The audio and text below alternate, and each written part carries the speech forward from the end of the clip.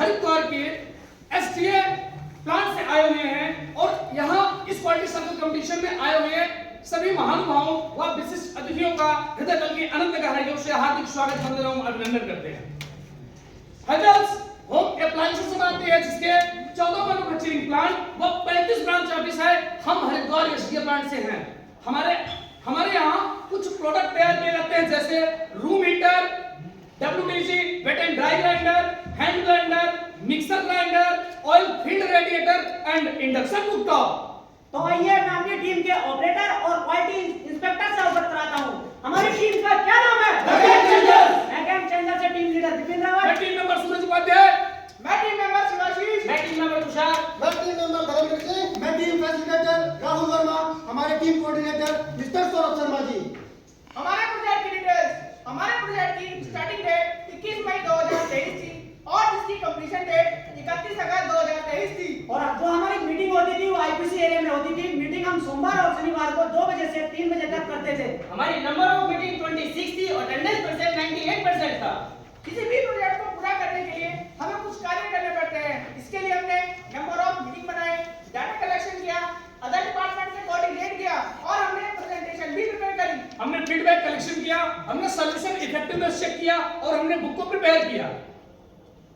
इस quality circle को करने के लिए हमने पीडीएफ से सर्कल का यूज किया जिसके 4 फेज होते हैं, प्लान, डू, चेक, एक्ट और इसकी 12 स्टेप्स होती है और इन 12 स्टेप्स पे काम करने के लिए हमने एक एक्टिविटी प्लान बनाया जो इस प्रकार है।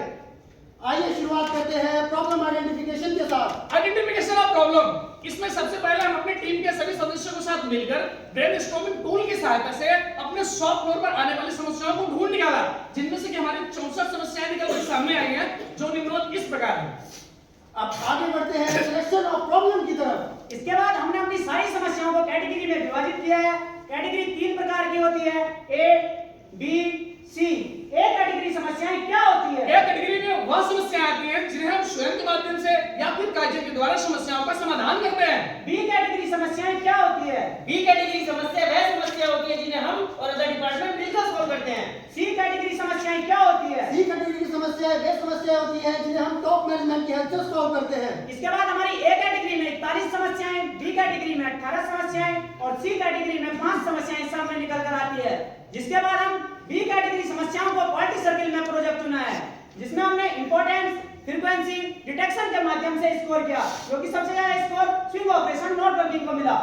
इंपॉर्टेंस 5 क्यों दिया है? क्योंकि हमें प्रोडक्शन के एक बहुत बड़े भाग का रिवर्क करना पड़ रहा था। फ्रीक्वेंसी 8 क्यों दिया है? क्योंकि हमारे 50 नंबर का प्रोडक्शन करने पर एक फीसद डिफेक्ट मिल रहा था। डिटेक्शन 8 क्यों दिया है? क्योंकि यह डिफेक्ट विजुअल इंफेक्शन में पकड़ा जा रहा था। इसके बाद जो सबसे ज्यादा score swing operation not working को मिला था वो 320 था। और आगे पैरोटा चार्ट के माध्यम से हमें पता चला कि जो हमारी सबसे ज्यादा प्रॉब्लम आ रही थी वो स्विंग ऑपरेशन नॉट वर्किंग की थी, जिसका पीपीएम 15,531 आ रहा था। और आगे हमने वीडियो के माध्यम से दिखाया है जो हमारा हीटर है वो अटक अटक के चल रहा था, जिसकी प्रॉब्लम थी स्विंग ऑपरेशन नॉट वर्किंग और यही हमारा टॉप डिफेक्ट है।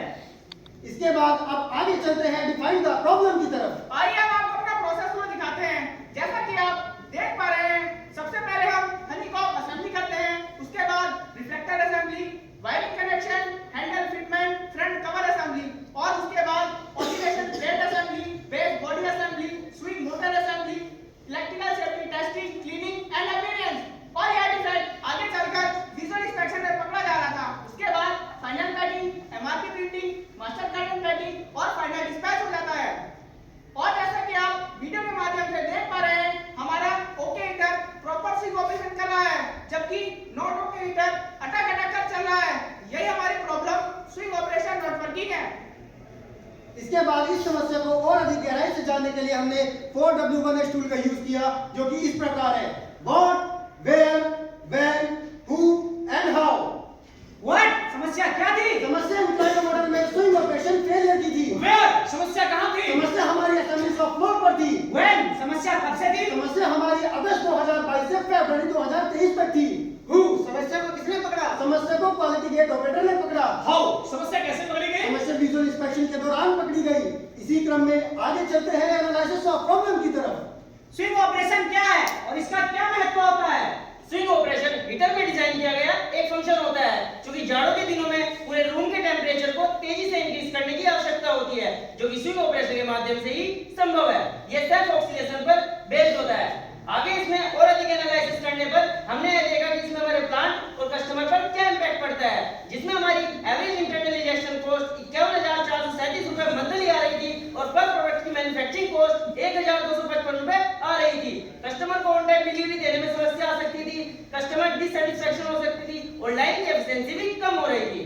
अतः इस समस्या को किल करने के लिए हमने एक गोल सेट किया, जिसे हमें 15,531 ppm से 0 ppm तक लाना था, जिसके लिए हमने अपना समय अगस्त 2023 रखा।